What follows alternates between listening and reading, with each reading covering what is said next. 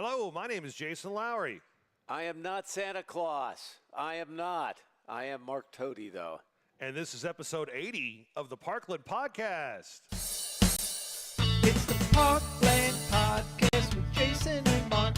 It's the Parkland Podcast with Jason and Mark. They got plenty to say. They got plenty of heart. On the Parkland Podcast with Jason and Mark. It's the Parkland Podcast. Yeah, the Parkland Podcast. It's the Parkland Podcast. Yeah, the Parkland Podcast with Jason and Mark. Jason and Mark. What is up? Episode 80 of the Parkland Podcast. Our last episode of Live episode, yes, of 2025. A year that's been a pretty good year. Okay, good. Here's we're rolling. Everything's good to go.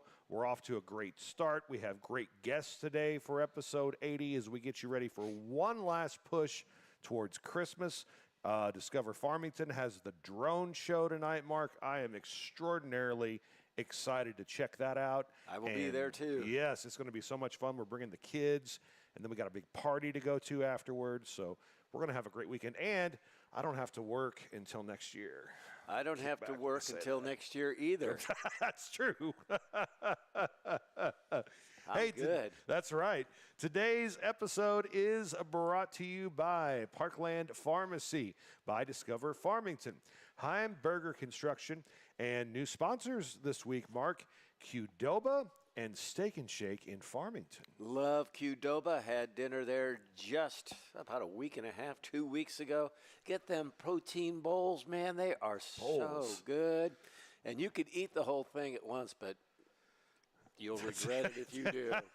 So you spice it out and get a couple of meals out of it. It is a really good deal. And, of course, you can't go wrong with Steak and Shake. Oh, yeah. I've been loving the steak burgers for many years. Yeah. Very, very delicious. And Qdoba, too, man. I like to see how much I can challenge the workers to fit into that burrito. Absolutely. Well, that's how I do with the protein bowl. Yeah. A little more there. A little more of that. Fantastic. So we welcome them for the next month or so, sponsoring the Parkland Podcast. We mentioned great guests today. St. Francis County Prosecuting Attorney Blake Dudley will be our guest coming up a little bit later on in the show. And then we have a young lady who's already here. She's ready to go. Yes, she's very musical. Very musical. Linda Hook will be our guest here very, very shortly as well. Mark Toady, what'd you do this week? All kinds of good things, man. I tell you what, we had a big United Way meeting on Tuesday. Wednesday, I went to a meal and then a Wednesday church service. Thursday, I did something. I just don't remember what it is. And, I hung out with some friends. And then Friday, last night, I went to the Mineral Area College basketball game. Oh, yeah. We'll have that coming up in sports. Pretty good day for the Cards. Well, I don't know. I left at halftime. Oh. So. Well, we'll check it in sports. Yeah. We'll keep you in suspense. I figured maybe you were doing some PA work. I guess Chad was doing that last night. Chad was doing the PA work. Yeah. I found out, I filled in for him once at a volleyball game, and I found out real quick how little I know about volleyball at any level, but especially college basketball. Right. It's probably changed since the last time you covered a college volleyball game. It's a different scoring system now, I think, isn't it? I have no idea. Oh. But I think I could do PA for basketball. Oh, so yeah. Jimmy Gerwitz, if you ever need a fill-in for a basketball game, I can handle that. Good morning, Chad Smith. Good morning, Chadley. If you're in town during the holidays, hit me up on the Facebook. We'll get together and have a cup of coffee or something. Good morning to our folks here at Ransom's. Oh, yeah. Ransom's providing the winter home of the Parkland Podcast. And it's a great store here located in downtown Deloge. And as you saw on the Facebook Live that I did before we started, the best selection of jelly beans in St. Francis County is right to our left. So check that out. They're going to open up, I believe, at noon today. Maybe 11. I mean, if we're here, we'll do like we did last week and just let people in. And they can leave $1 on the counter. Yeah, it's definitely one of those kind of places.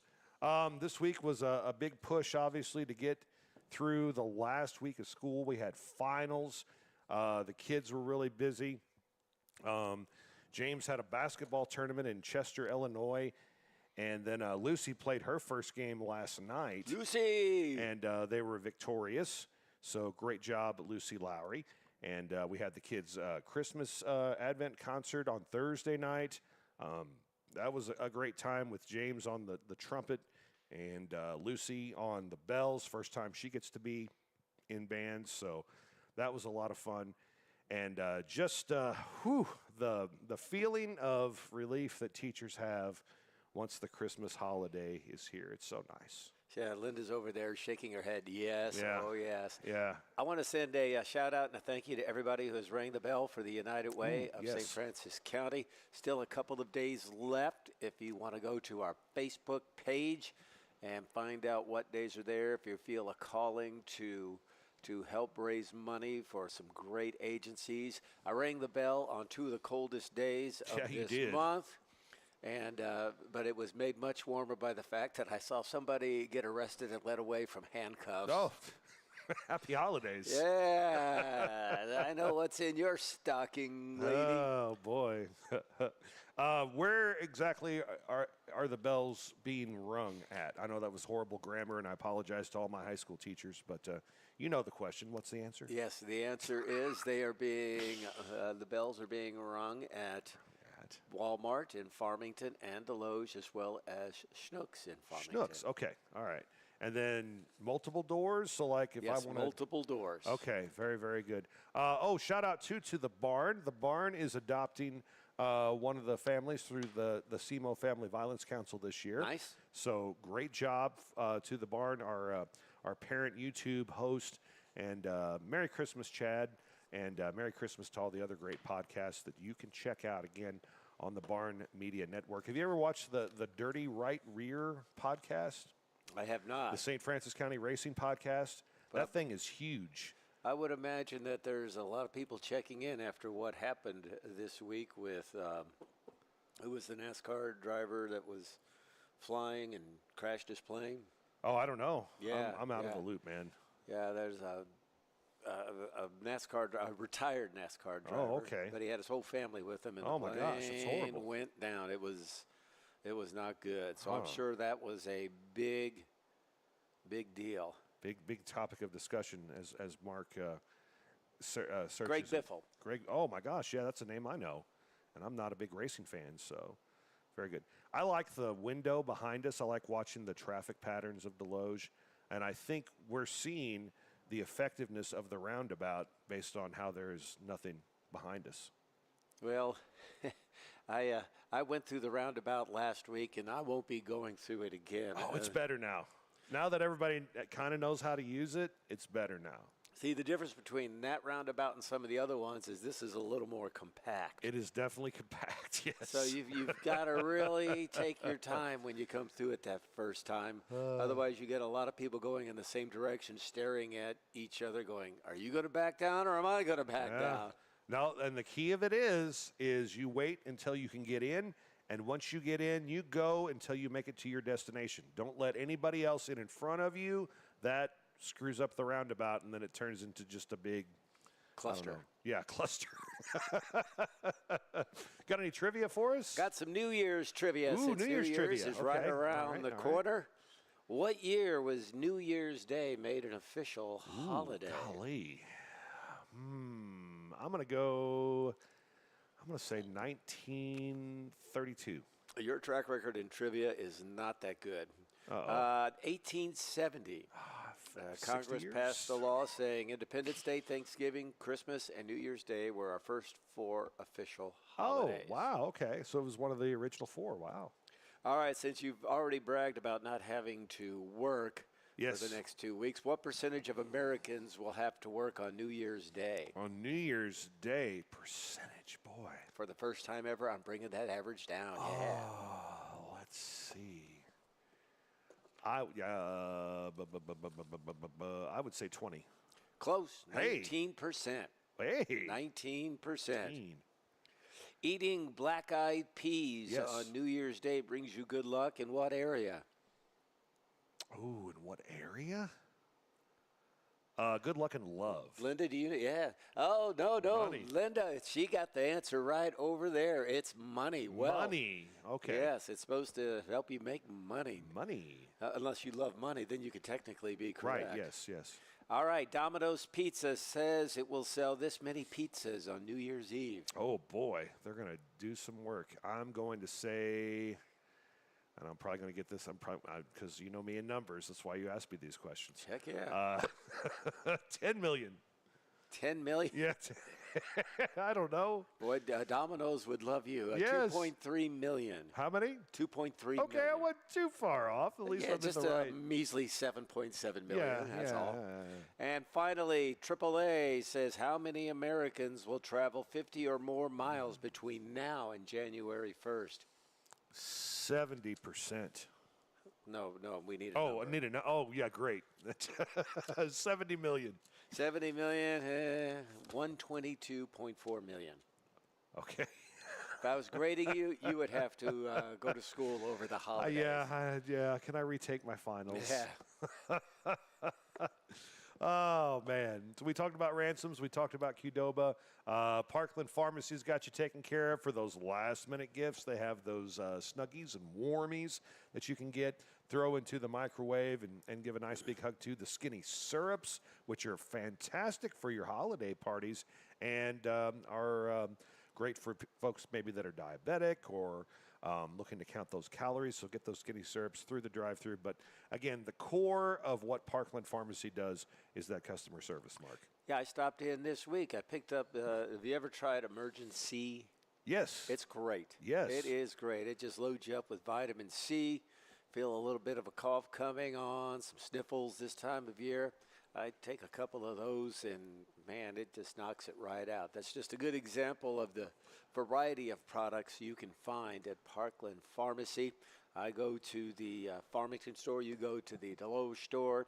I get to see Julie Berghaus every time I go in there. I get to see Lisa Umfleet every once in a while. That's pretty cool, too. Yeah, I'm not complaining either. Shout out to Carrie, who works at the Farmington store. She always takes great care of me, too. Check them out, Parkland Pharmacy. They're in Deloge, they're in Farmington, they're in Fredericktown, they're in Ironton, and they're in Piedmont and Greenville. They know how to do the small town pharmacy right with customer service, with the delivery. Got you all taken care of, everything you need at Parkland Pharmacy. And Heimberger Construction, heimbergerconstruction.com, the great website that showcases the great work that they do. I was somewhere else recently and just happened to see Heimberger Construction as a sponsor of the event that I was at. So they're always all about giving back to the community. Yeah, absolutely. I saw Jenny Thursday. This is one of the people I hung out with, and we had a drink and wished them all a very Merry Christmas. I think she just got back from Colorado. Oh, good for her. And we were talking about church plants. She goes to the same church I do. Oh, very, very good. HeimbergerConstruction.com, the website, and the reason why they are so good is they use those Butler buildings. Those Butler-built buildings have the special system that they patented that is just independent on the market. They're a Missouri-owned company as well, and that's who Heimberger Construction deals with. So you know you can trust the Heimberger family. You know you can trust people they do business with, and Butler Buildings are the people that they choose for all of their construction projects. Heimberger Construction, heimbergerconstruction.com, the website. Boy, Discover Farmington's got a lot going on this weekend. We'll tell you about that coming up a little bit here on the Parkland Podcast. Good morning. It's merry and bright in Farmington, Missouri this Christmas season. Discover holiday festivities like the Christmas tree lighting and traditional Christmas parade. Make lasting memories during your visit with Santa at Winter Wonderland. And enjoy holiday shopping and free horse-drawn carriage rides through historic downtown Farmington. Plan your adventure today.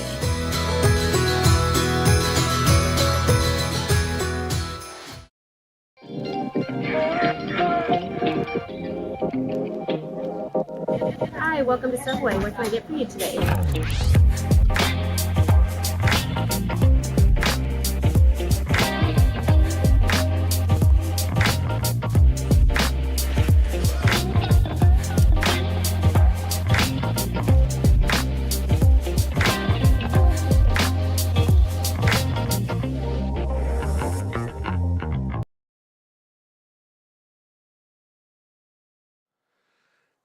Back at the Parkland podcast here at Ransom's 8:17 on this Saturday morning. Time to check your latest news. A St. Genevieve School District employee was killed Friday morning in a traffic accident involving a school bus, a semi-truck, and 2 other vehicles near Bloomsdale Elementary, according to the Highway Patrol. A westbound truck stopped to let a vehicle in front of it turn when the semi was rear-ended by a car. Another vehicle rear-ended that car, sending one of the cars into the eastbound lane, where it struck the school bus head-on. The driver was a 50-year-old school employee and was pronounced dead at the scene. 2 other people suffered moderate injuries.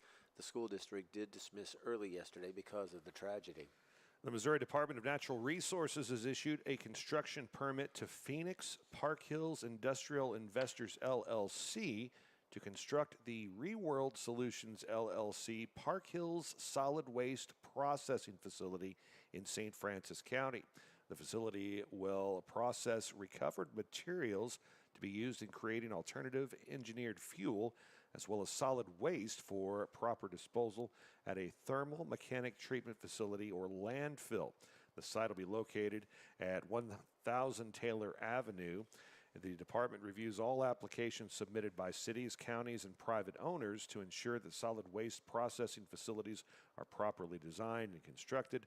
Other technical factors that protect Missouri's environment are also examined. The department must issue an operating permit before the facility can accept waste. Shop with a Cop with the St. Francis County Sheriff's Department. Another big success. Over 500 children will have a better Christmas because of the annual event, which took place this past week. Members from all walks of law enforcement and emergency management took turns shopping with students from local schools at both Farmington and Deloge Walmart stores. Each child gets $100 tax-free to spend on whatever they want. The program started over 30 years ago, designed to improve relationships between law enforcement and children. Shop with a Cop runs completely on donations from the public. And one of the longest running in the nation. And one of the kind. largest. Yeah, absolutely. So great cause again happening in St. Francis County. All right, let's find out what's going on with our weather forecast. Mark Tody, are we going to have a white Christmas? There is going to be a white Christmas, unfortunately not here. But if you like warm weather, you're going to love this forecast. We'll top out today in the 50s. Tomorrow we'll get into the mid-40s. Then Monday we're back up to 52 for the high. Tuesday 66. And then watch out, Jack. Cloudy and 70 on Wednesday. Christmas Day. Merry Christmas to all of us, in my mind. 74 with sunshine. 70 on Friday. Break out the suntan lotion. Yeah, there you go. It's going to be a sunny Christmas this year. And a warm one. And a warm one. 36 degrees, your current temperature. It's 8:20. Quick break. When we come back, we'll look at your events. That's next here on the Parkland Podcast. It's merry and bright in Farmington, Missouri this Christmas season. Discover holiday festivities like the Christmas tree lighting and traditional Christmas parade. Make lasting memories during your visit with Santa at Winter Wonderland. And enjoy holiday shopping and free horse-drawn carriage rides through historic downtown Farmington. Plan your adventure today.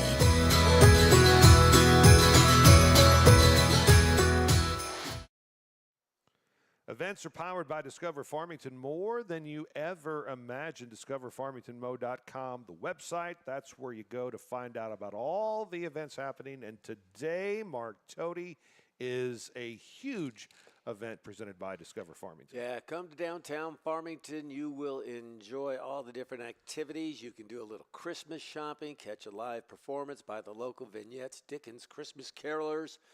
Show up in your best Santa beard and enter the Santa Beard Contest starting at 4:30 with all kinds of prizes awarded. Each winner will get $100 and a coveted Santa Beard trophy and bragging rights. Yes, you can brag about that all year long. And you can sing with the carolers as well. They'll be set up all over downtown Farmington. You can hop in and sing. The Rebel Clef Honor Choir from West Elementary School's Central School District will be there for a special performance. And this is what I'm most excited about, Mark. The first ever Christmas drone show will be held this evening at 5:30. The best location for viewing the drone show will be at the Jefferson Street Plaza. So that's right there, I guess, between Ophelia's and the Tap House. That's exactly where it's at. So that's where you need to be to check this out. And this is the same group that does the drone shows in Silver Dollar City. So they have a pretty good resume with them, and it's going to be really, really neat. Free, family-friendly event, and a great way to get this holiday season going. So check that out. That is all taking place in downtown Farmington, presented by Discover Farmington. Not to mention, Winter Wonderland still open. It'll be open 6 to 8 nightly today from 1 to 3, and that's at Long Hall in downtown Farmington. The Mercy Manger musical celebration happening this afternoon at 2 and tomorrow at 6 o'clock, and that's at the Farmington First Baptist Church. There's a Christmas pipe organ concert coming up on the 20th at 5 o'clock at the Arcadia in Ironton. Christmas in full swing, a jazz dinner and dance happening December 20th, 6 p.m., and that's happening at the beautiful Mac Tech Center. And, you know, we buried the lead when we did the weather forecast. The one thing we forgot to mention, is the first day of winter is actually Sunday. Oh, that's right. So Sunday is the shortest day? Yes, as we are talking about 70-degree temperatures on the horizon. Welcome to winter. Yeah. Coming up Sunday. But there's a meet and greet with Santa coming up the 23rd at the Big Door Coffee House, where I was just at. Good morning, Jennifer. Good morning, Naya. Naya, thank you so much for the great coffee this morning. And if you're looking to get out on New Year's Eve, here's a couple of things happening. Twin Oaks has a New Year's Eve masquerade bash. The Mineral Area Elks in Deloge will feature Fame and Fortune. Okay, and then I've seen something about Spokes, but they don't look like they're open to me. They haven't been open like 6 months. Well, they have a Facebook event that says the Jam Station's going to be there. That's probably from last year. It says 2025 though. Okay. But I don't know. Maybe they put the wrong start date on it. Okay. So we'll keep it out there. So drive by Spokes on New Year's Eve and see if there's a party. If there is, go in. If not, then go to the Elks Lodge or Twin Oaks. And don't forget about the first day hikes on New Year's Day. I did this a couple of years ago at St. Francis State Park. They are a lot of fun. And one more event to tell you about, the Blue Year's Bash, a trivia night put on by the St. Francis County Democratic Club. That's happening on January 2nd, 6 o'clock at Heritage Hall in Bonne Terre. Those are your events presented by Discover Farmington. More than you ever imagined. Find out about how you can take a day trip. Check out the wineries and so much more at discoverfarmingtonmo.com. Let's roll into sports. Hey, look, Mineral Area College won the game you were at yesterday. I'll tell you what, it was all second half action because I watched the first half of the game, and then it got to be kind of late for me.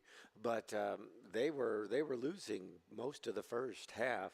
But I had a feeling come second half they would make a run, and they did. They won 77-58. Boys basketball from last night, Central Rebels win over St. Paul 65-42. It was Farmington rolling over Cape Central 70-46. We must have Cape Central's number in sports.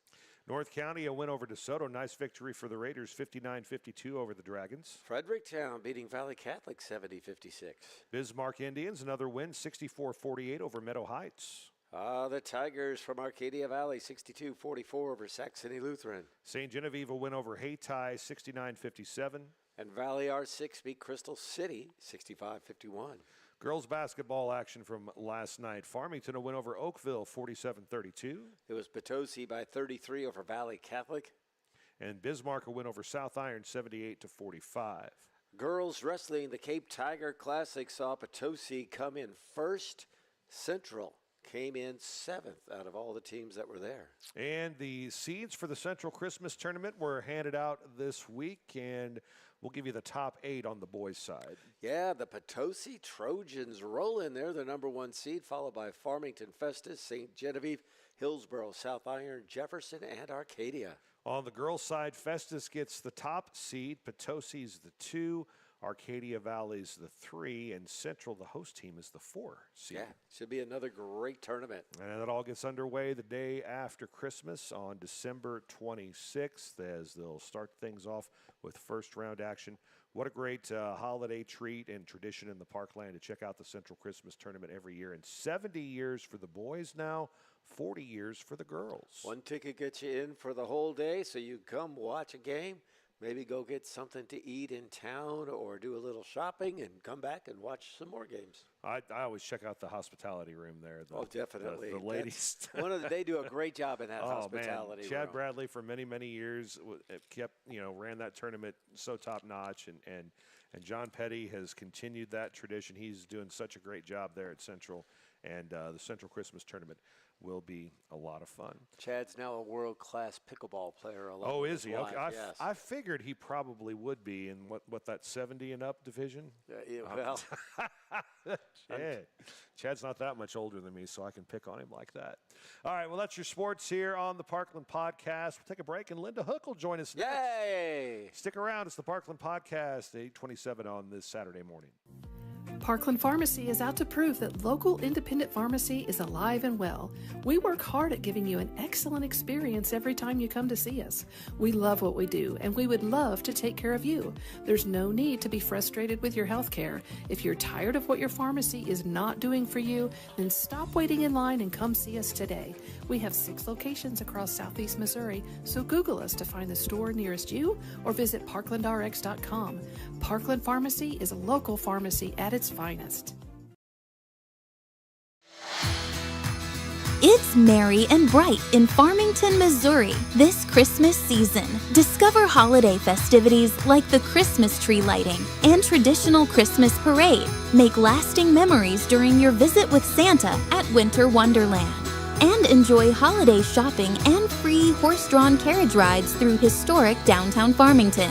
Plan your... At First State Community Bank, our why is simple: to bring a positive impact to every community we serve. We are your neighbors and partners in building a stronger hometown. We work side by side with our community to help local businesses grow and families succeed.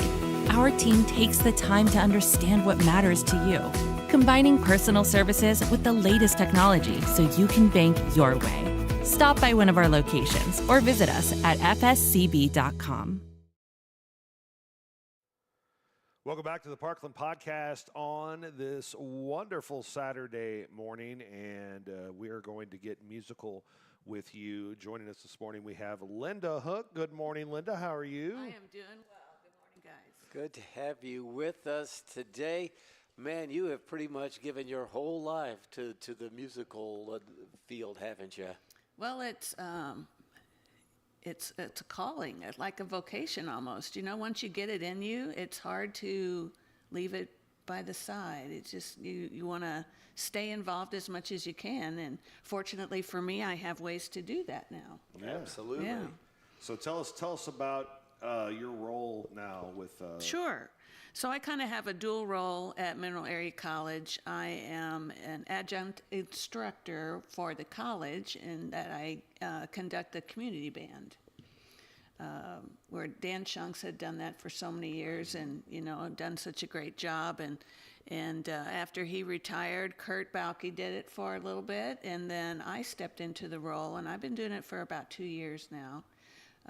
It's just a real joy and a pleasure every week to get together with people who love music and make music together. I have some former students from my years at Farmington that play as adults, and then just people from all over the community. Our area has such a large amount of talent. Yeah, it does. Just wonderful musicians, just from all different. Some are from retired military, some were educators, some just play for fun. And it's just great. I mean, it's a universal thing, getting together and making music with people.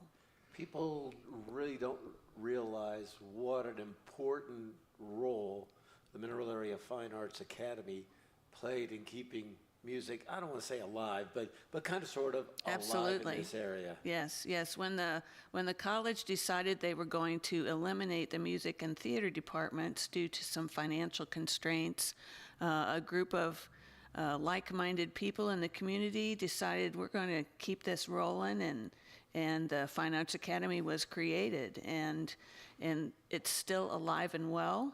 It has gone back under the umbrella of Mineral Area College now.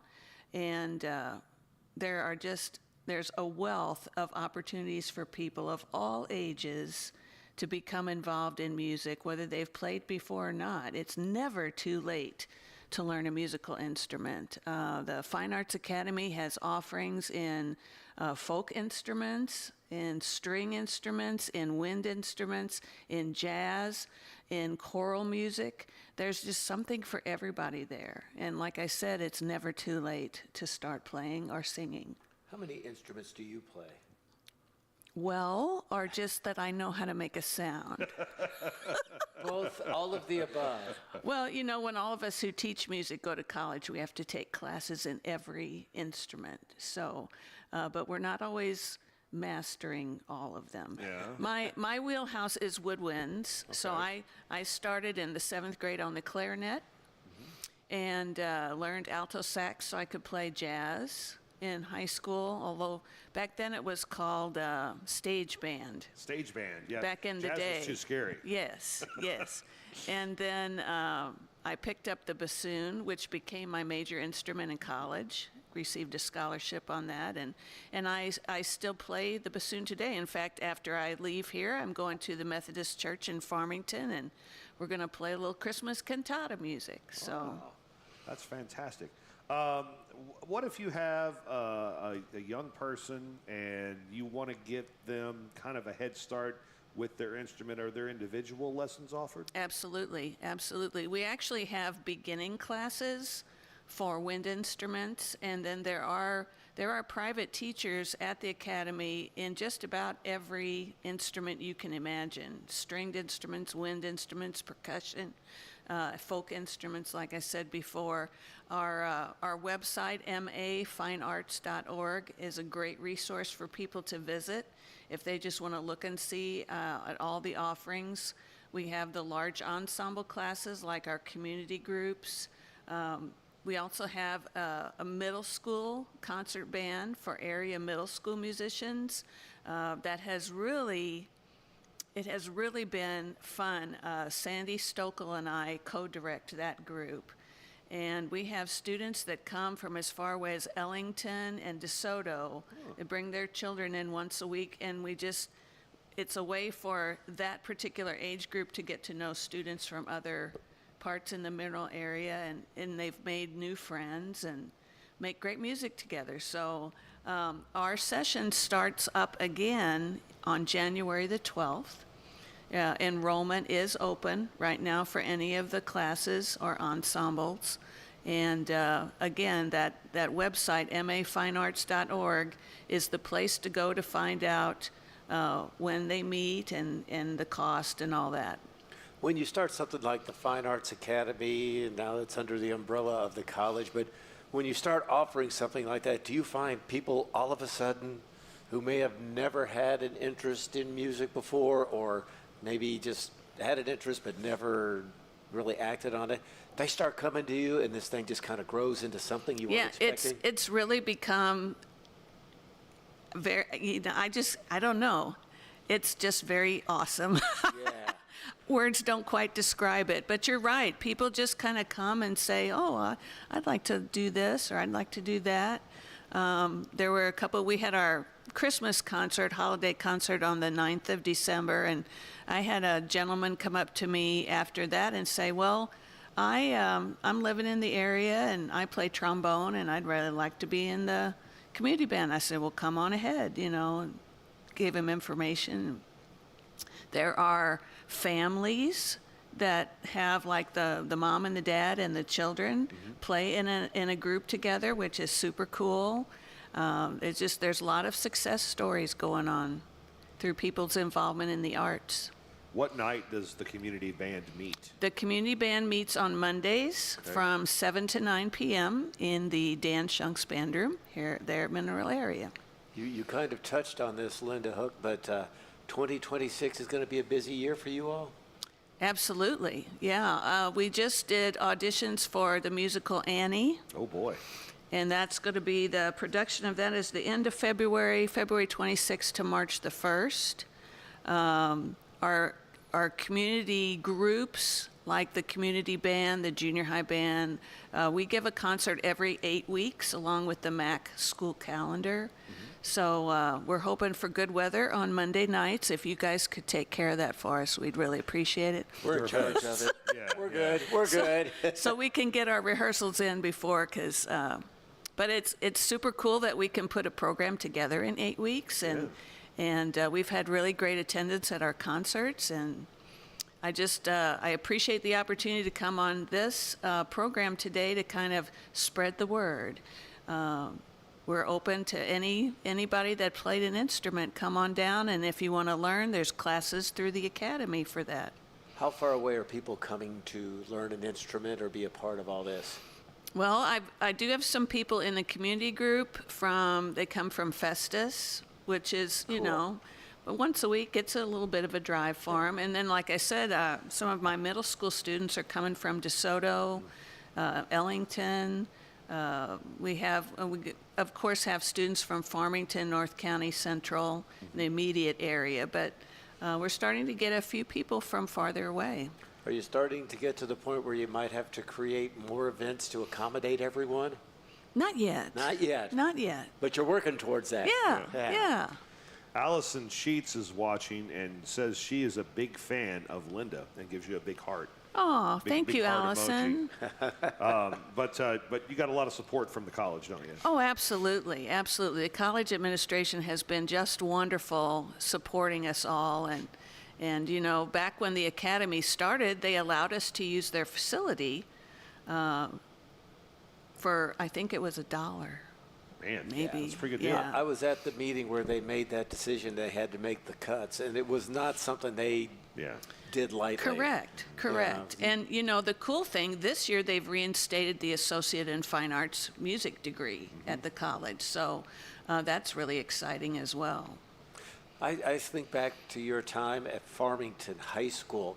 Is it amazing to you when you look back on it, between you and Kurt Bauke, there was, about 35 to 40 years of just two people leading the band program? Yes. Kurt and I worked together for, I think, almost 30 years. Wow. That's crazy. And it's unusual because for two music educators to stay in the same place for that long and work together for that long. I don't know. We were just blessed that we both had the same philosophy about music education and what our goals were for the program, and it was a great experience. And you had a lot of success together too. Yeah. Produced, like you said, a lot of former students and that have gone on to become educators themselves. Yes, that's correct. Is that the biggest accomplishment, the thing you're most proud of, are the former students that have gone on to do that?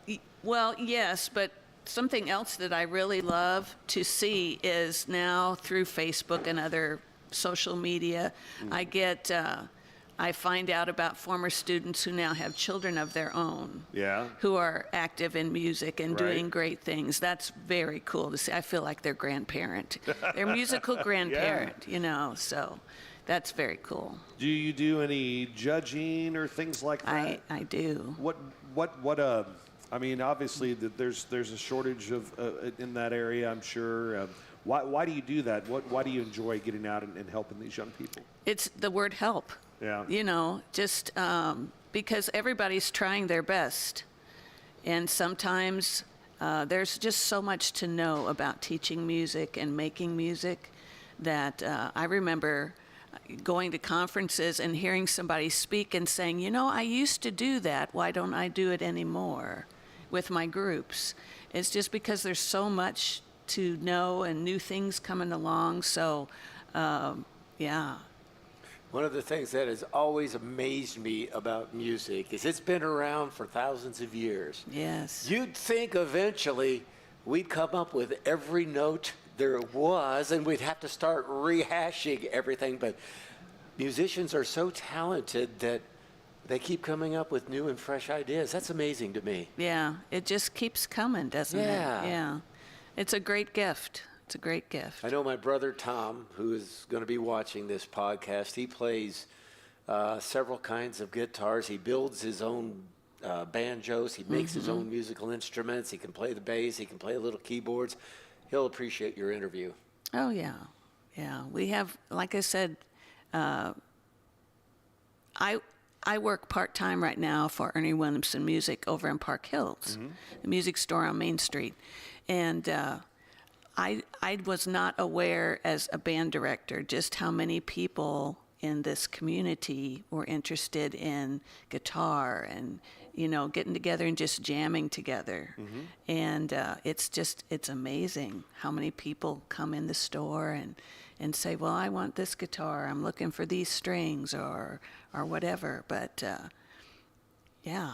And when people jam together, you're going to hear the words, "Show me how you did that." Yes, absolutely, absolutely. That's a great thing. Yeah. Favorite Christmas song? You got a couple that are really good ones that you always like? I like "Have Yourself a Merry Little Christmas." I like that one.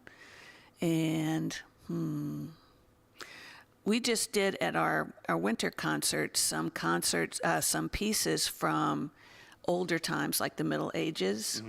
And I liked that arrangement was super cool. One was Coventry Carol, and one was O Come, Emmanuel. Just the older, some of the older ones I really enjoy. And you've got how many kiddos now that you're buying Christmas gifts for? I have 4 beautiful grandchildren. How old are they? 8, 4, 3, and 9 months. Wow. So they're still of the age where they just love you and think you're perfect, don't they? Yeah. Yeah, and we'd like to keep it that way. We'll go to work on that too. Yeah. Linda, give us that website again and tell us how people can find out more. Sure. The website is mafinearts.org.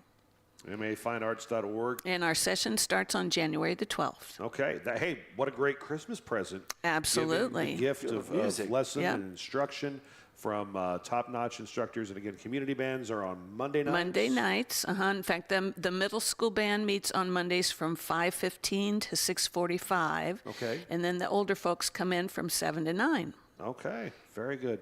Linda, thanks for coming in today and being on the podcast. No, I Merry really Christmas. appreciate it. Merry Christmas to you both. Oh, and what's going on at the Methodist Church today? Is that like open to the public, or is that just a Tomorrow jam session? morning. Okay. Tomorrow morning at the 10:30 service is our Christmas cantata. Okay, so check that out. Yeah. And that'd You'll be hear real you cool. playing the bassoon. That's correct. Excellent. Yeah. Very good. Linda, thanks for coming in. You're very welcome. Linda Hook joining us here on the Parkland podcast. It is 8:44 on this Saturday morning. Coming up next, we'll visit with the prosecuting attorney of St. Francis County, Blake Dudley.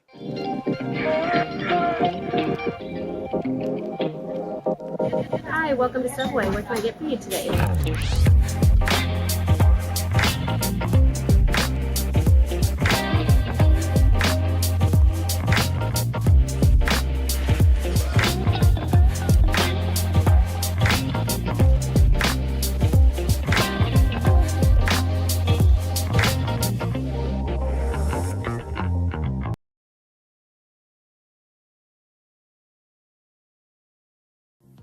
Parkland Pharmacy is out to prove that local independent pharmacy is alive and well. We work hard at giving you an excellent experience every time you come to see us. We love what we do, and we would love to take care of you. There's no need to be frustrated with your health care. If you're tired of what your pharmacy is not doing for you, then stop waiting in line and come see us today. We have 6 locations across Southeast Missouri, so Google us to find the store nearest you or visit parklandrx.com. Parkland Pharmacy is a local pharmacy at its finest.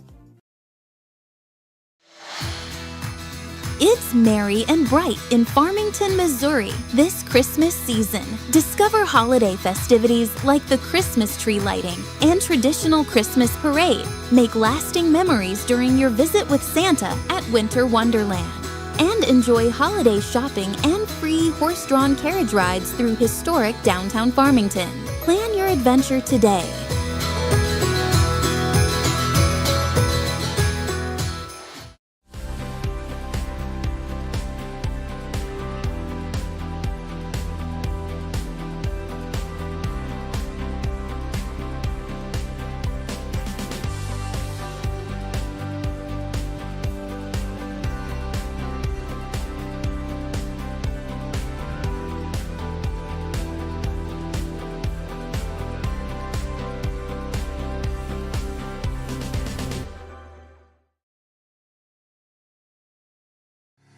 When comfort matters, count on Capias Heating and Cooling. Proudly serving St. Francis and surrounding counties, they are your local Bryant Factory authorized dealer, delivering top quality heating and cooling solutions for your home or business.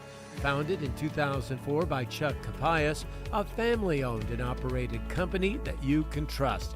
Visit CapiasHeatingandCooling.com today. Capias Heating and Cooling in Farmington, 756-1224. Back on the Parkland podcast here at Ransom's in Deloge on this Saturday morning. It's 8:47. We got a current temperature outside right now, 36 degrees. We welcome to the podcast the prosecuting attorney for St. Francis County, Blake Dudley. Good morning, sir. Thanks for coming on the podcast. Good morning. Thanks for having me. Appreciate you taking the time to join us this morning. You've had a very busy year, but you've been pretty much busy since you've taken this position. What did you take over as prosecuting attorney, and kind of talk about how that road has been for you? Well, the prosecuting attorney's office has had roughly 4 or 5 assistant prosecutors over the past 30 years, back when I started back in the 90s.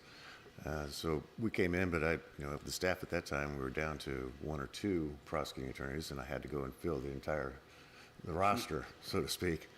So we came in, I took a look at the salaries that were being offered by the county, compared them to some other salaries across the state with public defenders' offices and prosecutors' offices, and realized we weren't going to draw any lawyers from St. Louis down here to pay less money than if they could work anywhere else. So worked closely with the commission in the beginning to go ahead and get everything on a par where we could become competitive as far as being able to fill the slots with decent lawyers, good lawyers. And we were very successful at it. We drew one from St. Louis who was a 25-year attorney, drew a few young ones. Lucked out, I found a way to get a grant for another prosecutor to do just sex crimes, and that prosecutor joined us. She was an experienced district defender, she'd been around for 15 years, doing quite a bit of really hard-hitting cases, so we brought her in, and she was a lifesaver. I mean, really, we were backed up, and she came in, and she's a hard-working trooper. So we started to get that, and then there's been a lot of changes lately, so we've created a new court, and we have new circuit court, and so that means there'll be more trials available. The sheriff came in and started doing traffic patrol, which increased the number of traffic tickets, but also increased the number of drug arrests as well. So we started to see a rise in number of cases there. So I then came up with a plan to create another prosecutor position, but a way to do that where I made some sacrifices on our office part, and I found some funding from outside, so it was at no additional cost to the county. So that was an easy sell. I need another lawyer, and it's not going to cost you a dime. Yeah. Filling the slot's been a bit hard. So it's, like I said, the market's not very good as far as any of the prosecutors' offices that I've seen around the state. There's vacancies in a few of them. And I've got one prospect right now, which I think is going to be able to fill that slot probably by about April or so. So at that point, I'll have a full staff, and it'll be great. So you'll be coming up in 2026 on 2 years as prosecuting attorney? No, I'm coming up for election next year, so it'll be 4 years next year. It's been 4 years? It has. Because I still remember being at the election control when you got elected. One thing people don't realize, Blake, is when you took over as prosecuting attorney, there was a pretty big backlog in trials that you were looking at, wasn't there? There's always a backlog, and there was a huge backlog. There was a lot of turnover in the prior office, which left a lot of the larger crimes or crimes that nobody really wanted to take to trial left behind. Mm-hmm. And, if their cases had been lasting long, they didn't really take them to trial. They probably weren't that great. Mm-hmm. But we were able to take some of these cases, and you had to, you take an old case, you have to find witnesses that have been not talked to anybody in years. You have to find evidence that may not necessarily have been gathered 5 years before, and trying to pull the pieces together. So we don't walk in, here's a file, and by the way, you have everything you need. Right. We're going, what else is out there? And a lot of times there's a lot of digging, and a lot of things have changed in that period of time. People disappeared, But we pulled it together, and some of those are some of the bigger trials that we've been working out. We've been doing jury trials pretty steady for the past at least 2 years straight of heavy trials. We've tried roughly 8 child sex offense cases, and those are some of the hardest cases we have. I'd say that probably somewhere about a quarter to a third of the cases that we've taken to trial. Wow. Having both prisons, or 2 prisons in the county, does that add a lot to your workload? It does. It really kind of depends upon the prison administration. So up until probably last year or the mid of the year before, we didn't really receive as many referrals for charges against the inmates as I would have thought. But then they created a new policy, and so for the past year or so, we've been getting a substantial amount of referrals for charges against the inmates for weapons, for injuring some of the inmates. There's been so many delays in the prison cases because when the prison investigates a case, it then has to go through the whole state administrative system and their process. So unfortunately, when we get around to getting a referral on a case, it could be a murder that occurred 7 months before, Right. or a officer who'd been stabbed almost a year before we even see it. And those cases are kind of problematic, and when you file charges against these inmates, they have certain rights, and they can file and says they have to have a trial within 180 days. So then you have to start moving your trial schedule around to fit them in. But yeah, the prisons are a big problem as far as a big portion of our population of charges. But the other one is, of course, we have the mental hospital, where some of these sex offenders who've been sent to prison after they complete their prison sentence are then sent over to the mental hospital. And so then we have essentially 3 places of detainees. In fact, if you look at the population in St. Francis County, really about 8% of the population is incarcerated. So Really? Wow. if you add our 2 prisons plus the mental hospital. Huh. Very interesting. So now you're feeling you're not ahead of the game, but obviously in a better spot as far as dealing with the caseload. Do you think that there's more crime to prosecute now, or do we just hear about it more? Maybe. I've always thought that we hear more about it. Yeah. And there's also you have more law enforcement investigating cases, so you'll have more cases being referred. But I don't think that the crime has changed. It's just a matter of we're catching more, and then when you hear about it, with social media and the press, more of it gets out. So we'd like to, think that it's not bad. Well, I mean, it is bad, but it's always been pretty bad. It's just now we're actually have some more effective law enforcement. The child pornography cases involve different agencies coming together, cyber tips, then some special investigations. And in the region, it's been growing exponentially. The region being a lot of the adjoining counties. I have one prosecutor he devotes a good portion of his time just simply trying to assist them in the investigations, much less the prosecutions. So how has social media impacted your ability to try a case when stuff gets out there on Facebook and Twitter, and you got to take some of it with a grain of salt? You know where I'm going? Well, it really mostly comes into play is that, everybody wants to voice their opinion. Yeah. And I have to have sort of a thick shell in order to accept the fact that, yes, everybody's got an opinion. I'm going to hear about that opinion. But as far as the actual prosecution and the crimes, when we go to the jury trials, we were pretty careful to try and screen those who may have heard something but not necessarily made a prejudgment or not. We want to make sure we find ones that are going to be able to follow the instructions, follow the rules. Some crimes pretty much everybody's heard about. Yeah. It's just a matter of who's going to be able to sit and listen to it and be fair. And so that's the only kind of real delay that we have in that. But, you're talking about the time. I mean, I know it's been 3 years. And I have my, we walked in what we'd call a dumpster fire. And You did.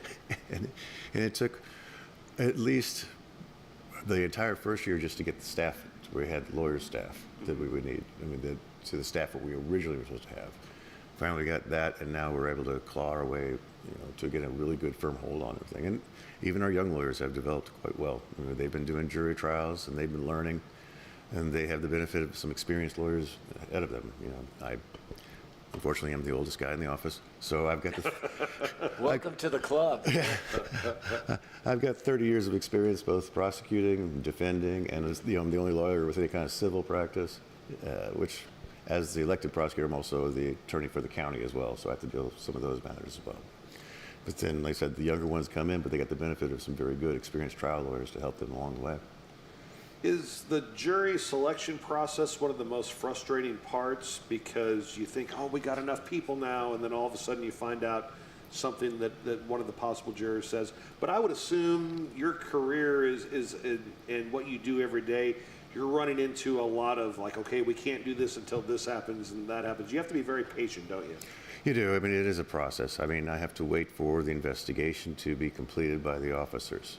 Then, quite often, we do a different job than the police officers. Officers go out, they find the suspect, they are very certain they've got the right person, they've collected their evidence, and they've made an arrest.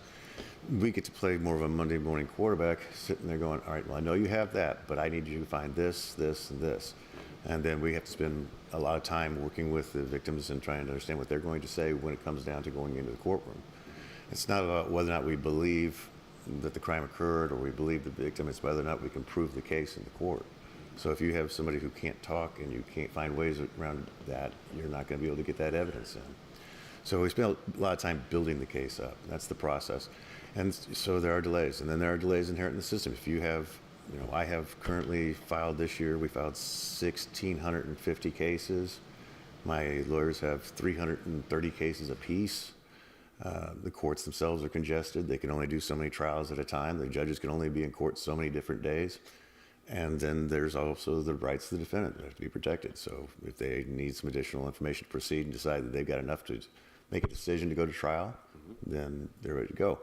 So there's steps that you have to process through, and then people here in the juries are listening and saying, well, this happened years ago.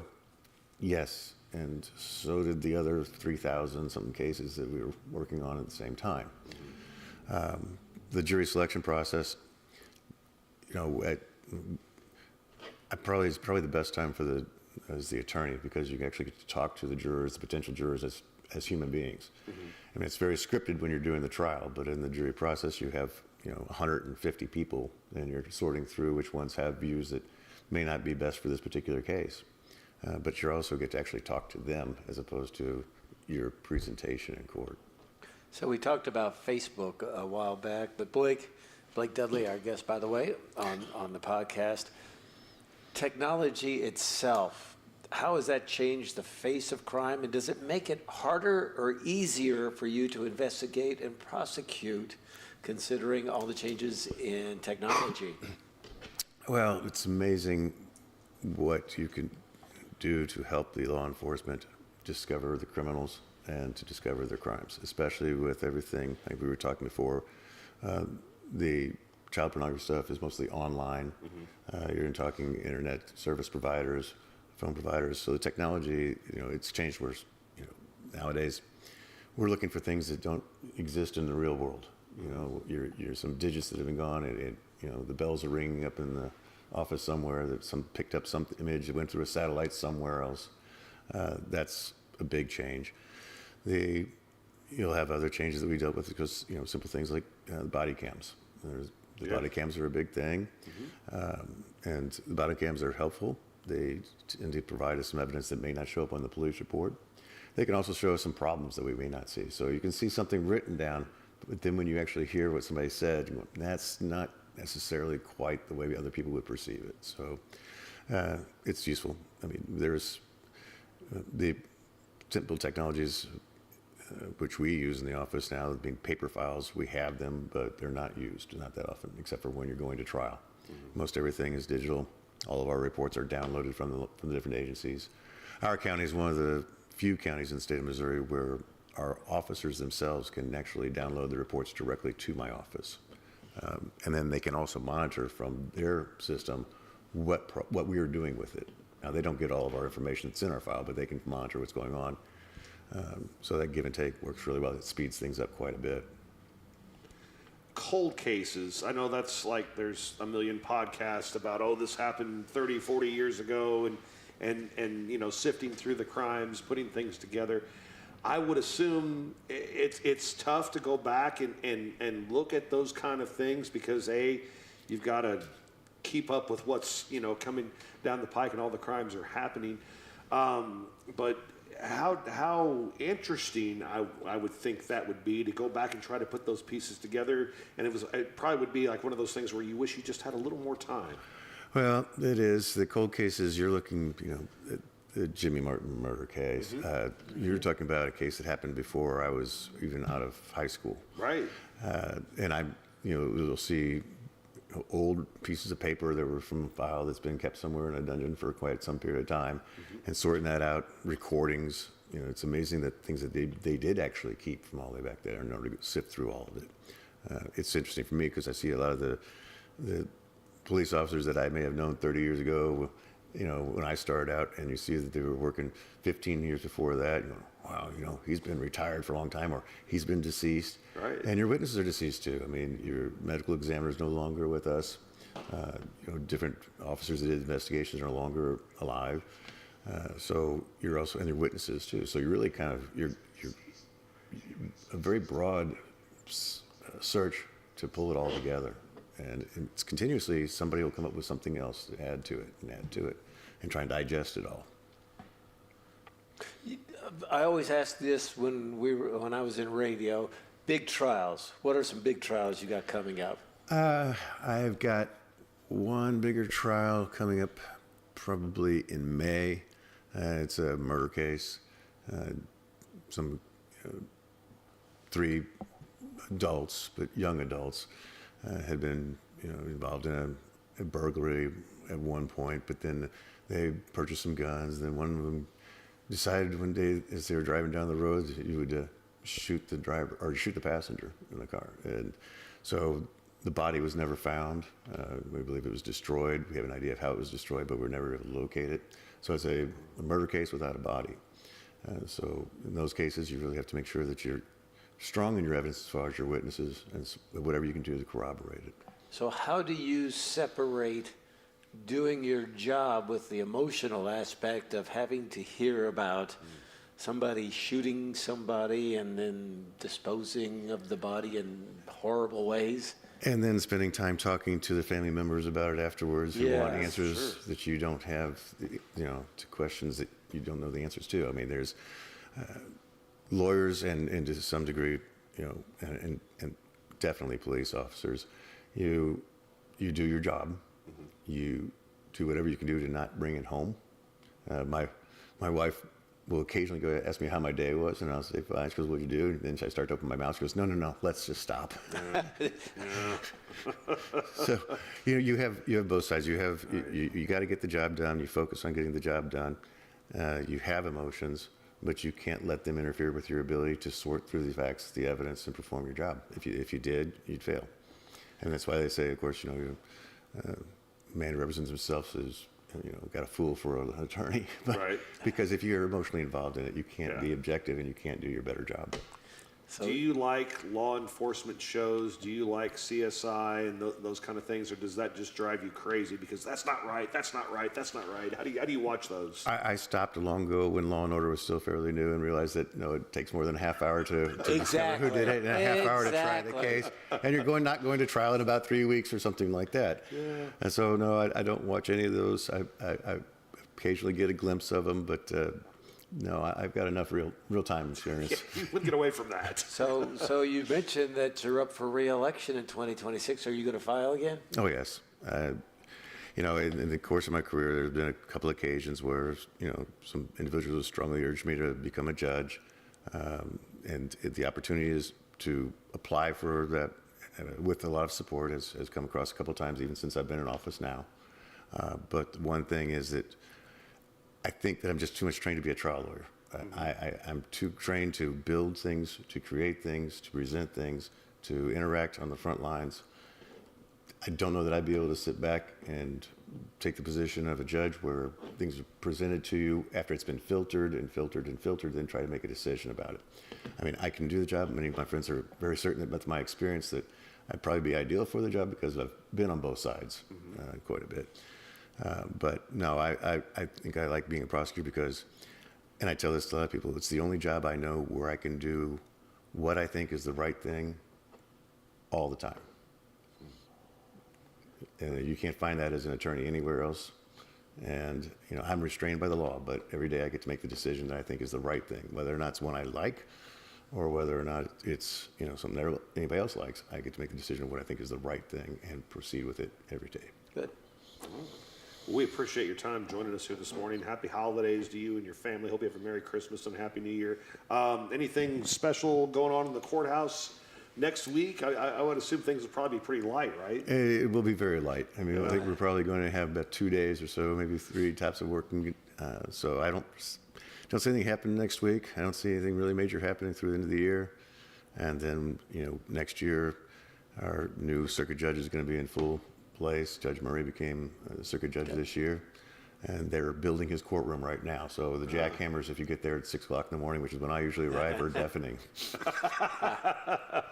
Well, hopefully they'll get everything done and you'll be ready to go. Hey, appreciate your time. Thanks so much for joining us this morning. Thank you, Blake. Thank you, guys. Appreciate it. That's Blake Dudley. He's the St. Francis County prosecuting attorney, and he's our guest right now on the Parkland podcast. Quick break. When we come back, we will Birthdays. check your birthdays. All coming up next year on the Parkland podcast.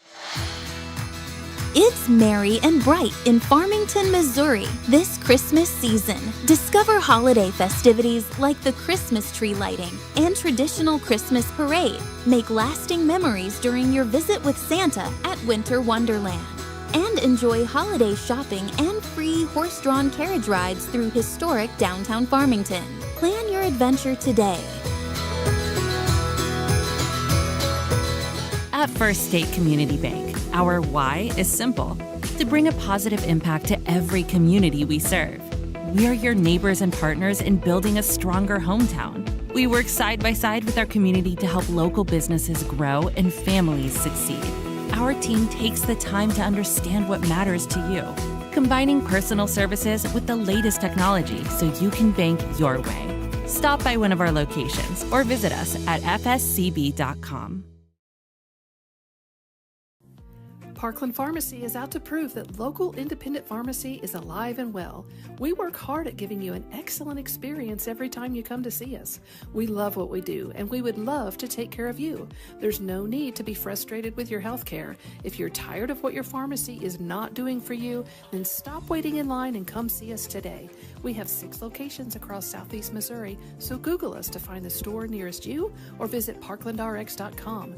Parkland Pharmacy is a local pharmacy at its finest. At First State Community Bank, our why is simple: to bring a positive impact to every community we serve. We're your neighbors and partners in building a stronger hometown. We work side by side with our community to help local businesses grow and families succeed. Our team takes the time to understand what matters to you, combining personal services with the latest technology so you can bank your way. Stop by one of our locations or visit us at fscb.com.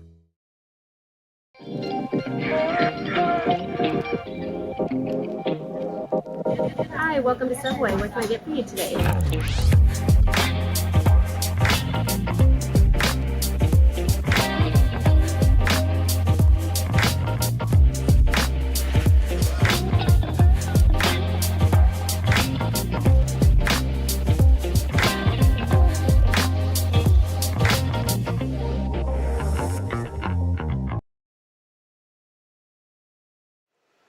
Let's do some birthdays on this December 20th, our birthday segment here on the Parkland podcast. This is where we have a chance to wish a happy birthday to you and yours. And again, you can always email us birthdays, jkldigmed@gmail.com. Message the Parkland Podcast Facebook page. I haven't checked the TikTok in a while, I'll be honest. So if there's some sitting in there, I apologize. But let us know, and we'll wish you a happy birthday today. And we want to give a couple shout-outs to some people watching, too, right? Yeah, Pam Brooks for sure. Good morning, Pam. Pam. I see her at the food pantry where she volunteers. She does a great job with the Methodist Church organizing the big Wednesday meals. And I think Mark Cook organized the last one. I'm not sure if they're going to have one on Christmas Eve or not, but I'm sure they'll be back in 2026 for sure. But let's get to Saturday birthdays. Modessa Kennan celebrates a birthday. Modessa, she is one of the nicest people you will ever want to meet. She's married to Gil Kennan, our good buddy Gil. Modessa, happy birthday to you. I hope you are doing fantastic. She worked at Parker Banks in Potosi for a number of years, and every time I'd go over there for a broadcast, she would be so friendly and inviting, but then I'd ask her to be on the radio with me, and she was not as inviting then. She did not want to do that. But Modessa, happy birthday to you. My buddy Bob Thurman, two-time Lutheran of the Year at St. Paul Lutheran Church. Big guy. He showed me a picture of him from back in his days of playing football at Central High School. He was a big dude. So I'm just going to call you Mr. Thurman and leave it at that. And Tracy Collins. Back in the day, she had a sweet shop It's called Sweetie Pies in the Festus area. Sweetie Pies. And she advertised with us, and then she would be on the radio with us, and we became buddies from there. She's the one who turned me on to chocolate-covered bacon. So, Tracy, yes, happy birthday to you. I hope you are doing fantastic. I just have one birthday for today, and that's Holly Segarra. She was used to be the Potosi High School theater director, and then she got a real cherry job as the Branson Junior High theater director. So she was working with all the Branson people's kids, and she got moved up to another spot now. I can't remember exactly, but she's doing really, really well. Pride and joy at Potosi High School. Happy birthday, Holly. Hope it's a great day for you. What about Sunday, December 21st? Just one birthday for me, Janet Renshaw, the queen of Thrivent Financial. Happy birthday to you, Miss Janet. I hope you are doing fantastic. I got some good ones. Nancy Dill celebrating a birthday. Nancy used to be the executive director of the Bonne Terre Chamber of Commerce, as well as many other positions in the area over the years. Jake Barton, one of the assistant coaches at Farmington High School, celebrating a birthday for the football team. Happy birthday Sunday. You get like 2 weeks off, Jake. Happy birthday to you. Nice. Sue Renshaw used to work with Sue at the Unitech Career Center. She was one of the secretaries there. She was hilarious. Love you, Sue. Hope you're having a great time and a great Christmas. And then a former student and a current student. Former student is Braden Cooley. He was definitely one of my best students ever. He's working at KFMO B104. He also works at Panera in Farmington. I see him there almost every day. Just a great kid, great attitude, and he's just a pleasure to be around. Happy birthday, Braden. Hope it's a great day for you. And Marcus Birch. Marcus is a senior. I'm so proud of Marcus this week. We had our BKTV Christmas special, and he did a parody of the Polar Express. And nice. He shot and directed and edited, did all that himself this week and got it done. It looks hilarious. There's a shot where I get run over by a bus. So it's very cool. Marcus, hope you have a great birthday tomorrow. What about Monday, December 22nd? My neighbor, sort of, Steve Summers celebrates a birthday. Longtime banker. Yes. In the area. Hope you're doing fantastic, Steve. And our buddy Jay Graff celebrating a birthday. He's taken a lot of pictures over the years. He has, and he's the County something or other. County something or other. Jay Graff, County something or other of St. Francis County. So I always thought he had a great voice, too. I couldn't tell you that. Good. You haven't heard him talk enough? No.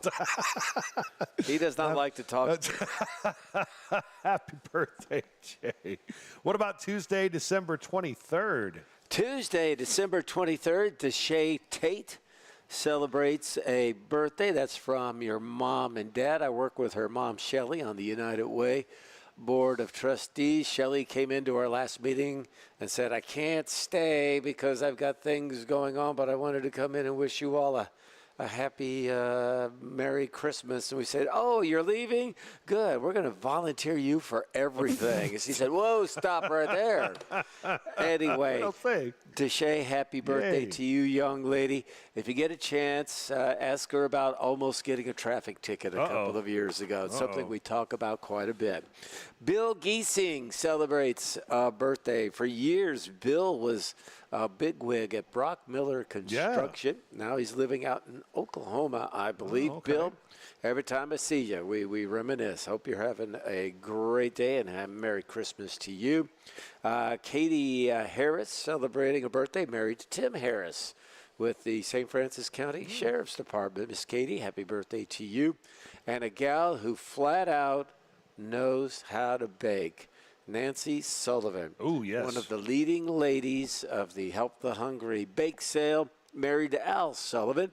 Happy birthday to you, Miss Nancy. I hope you are doing fantastic. Happy birthday on Tuesday to Lindsay Eves. Lindsay Eves is the Jose Oquendo of Farmington High School. Yep. She can kind of flip into any class at any time and do anything. And then, of course, she has to keep Derek in line, which is also a full-time job. But she does all of them very, very well. Happy birthday, Lindsay. Hope it's a great day for you on Tuesday. And Jason Keller celebrating birthday on Tuesday, a North County legend, class of 1994. Happy birthday, Jay Keller. Hope it's a great day for you. What about Wednesday, Christmas Eve? Wednesday is all you. Okay, and I just have one, and that's Calissa Wilson. She was a year behind me in high school, and I'm not sure where she lives now, but we're still Facebook friends, and she's got a good-looking family. Happy birthday to you on Christmas Eve. That's all I got. What about Christmas Day? You got any Jesus babies? I believe Doug Ross celebrates a birthday on Christmas Day. I'm not 100% sure on that, but I seem to remember wishing him a happy birthday in years past on the radio. And Julie Estes, who works with the Farmington Regional Chamber of Commerce. Yes. She has a birthday Thursday. I noticed as I was driving here today to do the podcast, there was an Estes Street in Deloge. Yeah. So congratulations, Julie, on having a street named after you. Yeah. Maybe Toady Avenue will open up whenever they need to put some kind of alleyway behind Walmart or something. When they expanded the college and started putting on new buildings, I told Steve Kurtz, who was president at the time, I said, the only thing I would like would be for you to name a toilet after me or a restaurant so we could have the Toady Toilet. Toady Toilet. Since I flushed my entire career down the drain, might as well have a Toady Toilet. Happy Christmas birthday to my wonderful neighbor, Carmen Mayberry. Carmen is such a great neighbor. Don't know what we'd do without you. Merry Christmas. Happy birthday to you. Carmen is such a good neighbor, Mark. When Jonas was a baby, I was at work. Caleb was staying home, taking care of Jonas. And probably in the whirlwind of having a new child, we forgot to pay the water bill. Uh-oh. And all of a sudden, the city of Deloge shows up, and they're getting ready to turn our water off. And Carmen sees what's happening, runs outside, tells the worker, they got a new baby at home. You can't turn their water off. I'm going to go down to City Hall and take care of it. So the worker got in his car and drove off. Carmen went down to City Hall and paid our water bill for us. She is that kind of neighbor. This past Halloween, she was decorating for her house. We got home from school. Lucy's her best friend, went over and hung out, decorated, helped Carmen decorate her house, and then Carmen gave Lucy decorations to decorate our house. She is so good. Happy birthday, Carmen. Hope it's a great day for you. And Joe Mann, one of my first friends ever. Joe was born on Christmas. Our moms used to be best buddies back in the day, and I remember Joe. He's doing great. He's a little gray, but that's okay. So am I. Happy birthday, Joe Mann. Enjoy your Christmas birthday. What about Friday, December 26th? Lots of Friday birthdays. Our buddy Reggie Jaco, who spent a bunch of years working with 911. Happy birthday to you. Amanda Jones. I've known Amanda since she was about 5 years old. She's living in Arkansas now with her family. I hope you are doing fantastic. Used to babysit her every now and then. Happy birthday to you, young lady. Brandy Pratt celebrating a birthday. She was a West County and North County legend. Happy birthday to you, Brandy. Hope you're doing good. Dina Spires. She used to work at the Farmington Regional Chamber of Commerce. Now she's a Boy Scout leader. Cool. Works with the Scouting Association. So, Dina, happy birthday to you. And Patty Smith celebrating a birthday. Patty is married to Dennis Smith, who was on the city council for a long time in Farmington, helped to found the St. Francis County Community Partnership. Yeah. And I worked with him for a bunch of years with the United Way of St. Francis County. So, Patty, happy birthday to you. Happy birthday on the 26th to Jamie Thurston, proud Farmington High School graduate. He's a bigwig with some fashion company. The dude's really done well for himself. Happy birthday, Jamie. Hope you have a great day. Sarah Wilkins celebrating a birthday as well. Happy birthday, Sarah. Chris Grimminger, former Deloge City Alderman, police officer, firefighter. He was probably a garbage man for a little bit. Happy birthday, Chris. Hope you have a great day. And Amanda Leftridge celebrating a birthday on Friday as well. Happy birthday to her. Bonus birthdays for Saturday. Ooh, bonus birthdays. Rochelle Ankrum celebrating a birthday. I work with her at the food pantry, and she is just a wonderful young lady. Happy birthday to you. Tanner Lynn, former homecoming queen for Farmington High School back in the day. Happy birthday to you next Saturday. And then Judy Ramsey, married to Mike Ramsey. It's her birthday every day. It's more like Mike's birthday. Mike is her cross to bear. No, just kidding. Happy birthday to you, Judy Bell Ramsey. I hope you're doing fantastic. I got a few future next Saturday birthdays I'll throw out there, too. Matthew Booyer, he's the choir teacher at Central High School, does a great job. Happy birthday, Matt. Trisha Wilkerson celebrating a birthday next Saturday, and Paula David with a birthday next Saturday as well. And I don't have any for the 28th. Oh, wait, I do. Sarah Wadlow with a birthday, and Marley Armonite, another one of my students, with a birthday on Sunday. I can keep going. I only did it through the 29th. So all right, there we go. I guess I can stop now. Those are your birthdays here on the Parkland Podcast. I guess one final break, and then we come back and do our music, right? Yeah. Absolutely. That's coming up next here on the Parkland Podcast.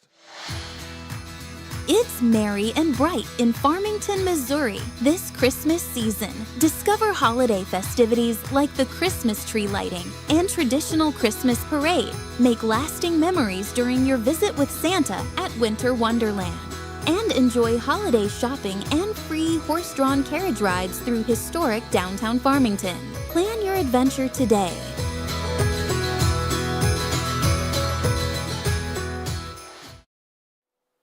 As if Linda Hook did not provide us enough music, we will continue on with some more. The musical segment here of the Parkland Podcast is we welcome you back to Ransoms in Deloge. It's 9:23 and 36 degrees here at the podcast. And Mark, before we get into music, you have something special to let us know about. Well, I was looking at our Facebook page, and it says our performance recap is ready. Let's see how your profile performed in the past 90 days. 90 days, okay. 4,576 new followers. Oh, wow. Hey, that's pretty awesome.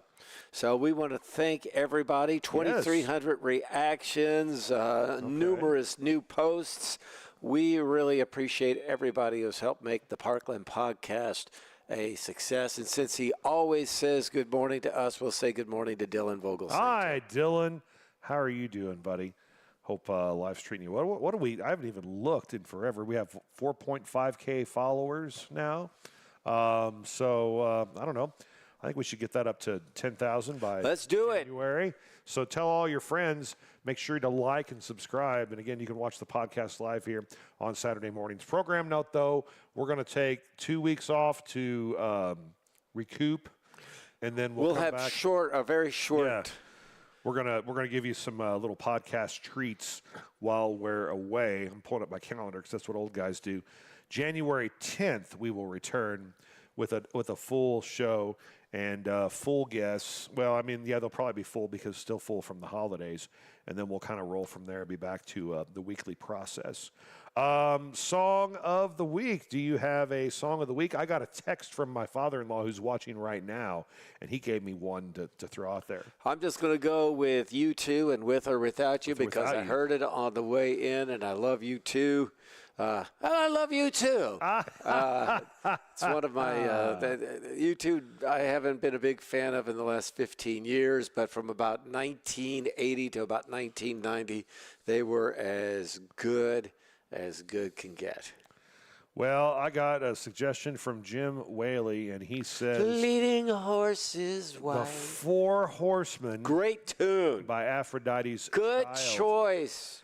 I don't know if I've heard this one. It is fabulous. It is from a concept album called 666. Yes. The psychedelic rock band Aphrodite's Child, considered the album's most renowned track.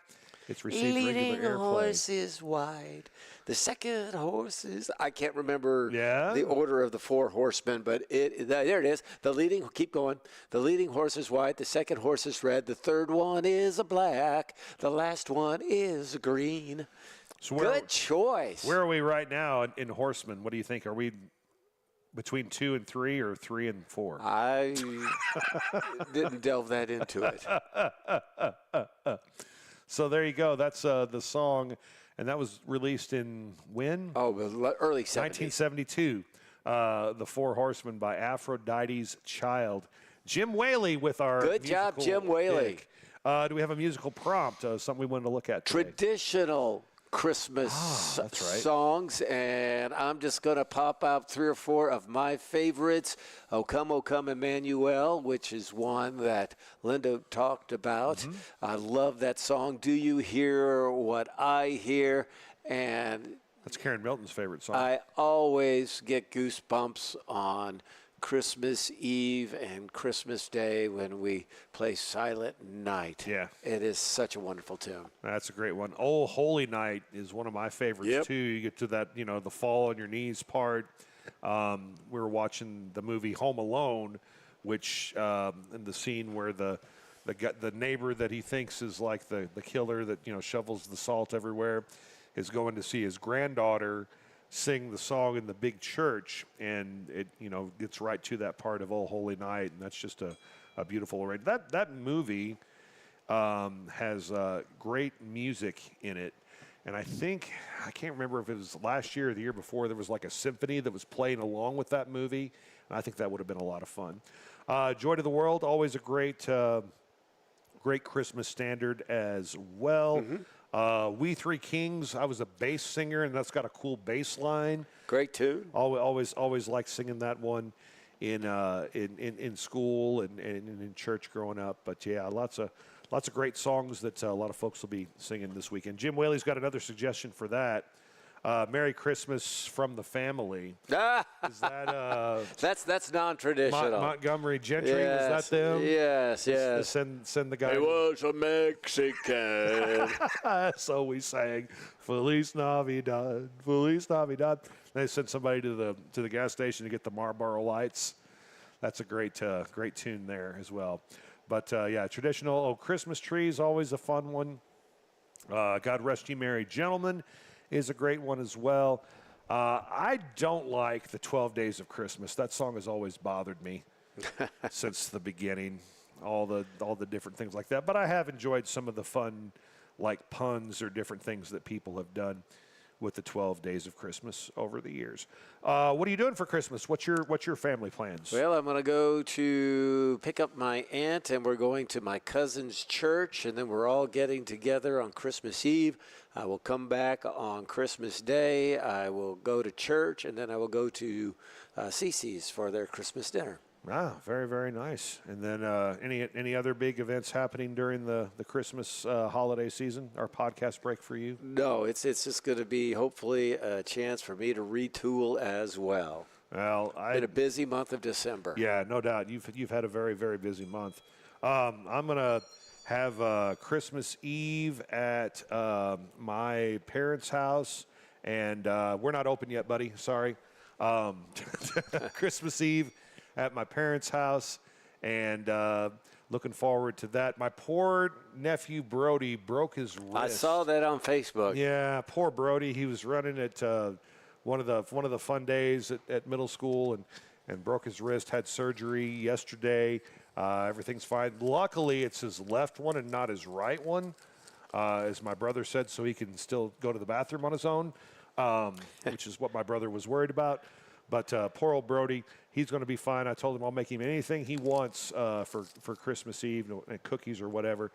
So we'll do that Christmas Eve at my parents' house. And then Christmas Eve night, we'll host Kayla's family at our house and see how it goes with a dog and 2 cats and about 25, 30 people.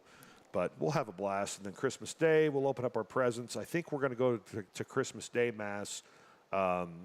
It's because midnight mass on Christmas Eve is we could do it though. We're old enough. I don't know. I'll let Jonas is the spiritual leader of the family. We'll let him decide that. Way to go, Jonas. Yeah, and then Christmas Day we're gonna sit around and be fat. We might come over to the dinner and help out a little bit too. Maybe stand outside with Derek Kaufman and help him direct traffic or something. It's always a good time. Yeah, and then the 27th. This is what I'm most excited about during my Christmas break. My uncle Walt Redeker has purchased the old farmhouse that my grandma and grandpa owned from the time I was born until like 2000. And apparently Nothing has been updated or changed in this house. It is exactly how I remember it as a kid. Nice. And Uncle Walter is having all the family over on the 27th for an old-fashioned Redeker Christmas. And I am just so excited to go back into Grandma and Grandpa's house again. This is Big Smelly's dad? This is Big Smelly's dad, yes. Yes, he bought the farm in a good way. Not all the farm, because that got broke up into, like, a bunch of different pieces. But so we're going out to the old farm out off of K Highway on Cedar Run Road, and it's just going to be such a blast. I'm so looking forward to it. Seeing my kids and having some great memories of Grandma and Grandpa come back and all the great Christmases as a kid. I'm just so looking forward to it. I think it's going to be so awesome. So that's what I'm going to do. And hopefully you get a chance to enjoy your family and enjoy all the great things about the holiday season, and be thankful and be mindful. And let's see if we can all be better people in 2026. Absolutely. Again, a shortened version of the podcast coming your way over the next couple of weeks, but come early to mid-January, we are back and ready to go for another great year. Do you have any guests lined up for January yet? Well, we've got guests lined up, but no specific dates. Okay. So I'm going to keep that under our hat. Thank you very much, Sharon White, for my Santa hat that I used to ring the bell. It came in handy this year. Got to say, it looks warm. It's looks like very it did warm. A good job. Keeps my bald spot nice and toasty. All right. Well, everybody have a Merry Christmas, a Happy New Year, and like I told all my students yesterday, see you next year. Amen. Hey, thanks for tuning in to the Parkland Podcast.